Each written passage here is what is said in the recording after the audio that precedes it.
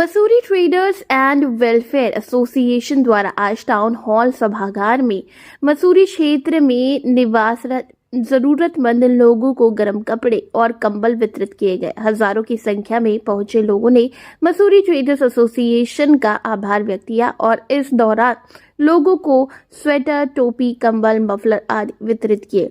वहीं छोटे बच्चों को भी कपड़े वितरित किए गए। साथ ही संगठन द्वारा वर्ष भर के लिए बच्चों की कॉपी मुफ्त देने की घोषणा की गई।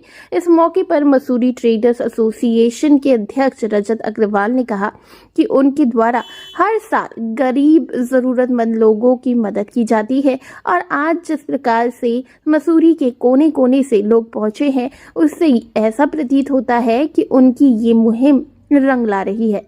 उन्होंने कहा, आने वाले समय में सामूहिक विवाह की भी व्यवस्था की जाएगी, जिसका सारा सामान उनकी संस्था द्वारा दिया जाएगा।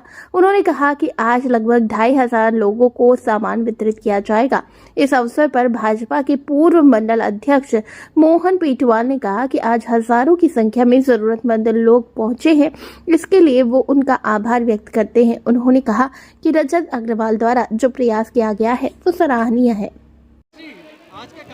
देखिए, Mussoorie traders and welfare association द्वारा आयोजित यहाँ पर जो कम्बल वितरण, सूट और स्वेटर और जो भी आवश्यक सामान जो उनको लगा कि वंचित लोगों को, गरीब लोगों को देना चाहिए, उनके द्वारा यहाँ पर आयोजन किया गया है और मैं इसके लिए उनको बधाई देता हूँ। और यही नहीं, व्यापार मंडल द्वारा और विशेषकर उनके अध्यक्ष आदरणीय रजत जी द्वारा हमेशा जो है सामाजिक कार्यक्रमों में हमेशा योगदान रहा है।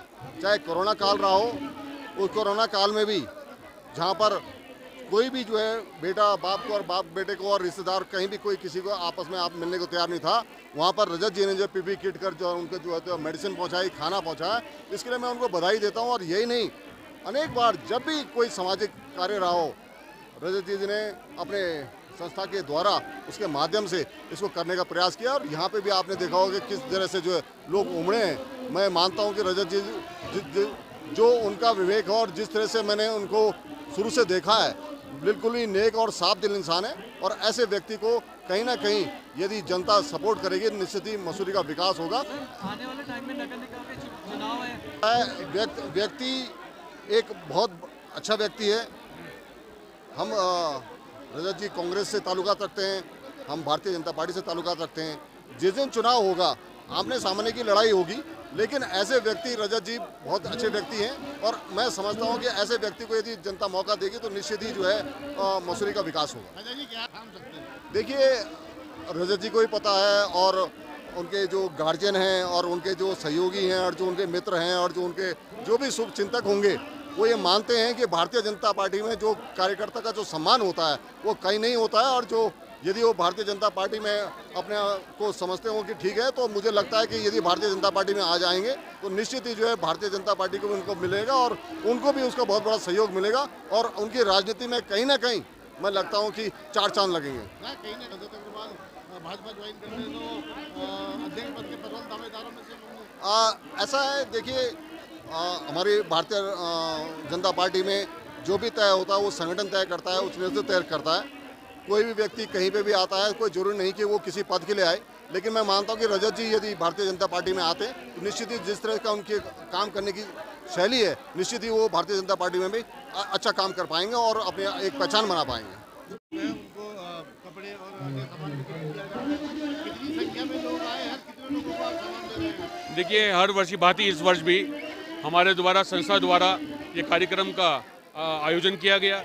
इस कार्यक्रम के अंदर भारी मात्रा में लोग आए, पूरे मसूरी से लोग आए, मकरेती से, दुदली से और आप ये मानिए दूर दूर से, बिलाड़ू से लोग आए।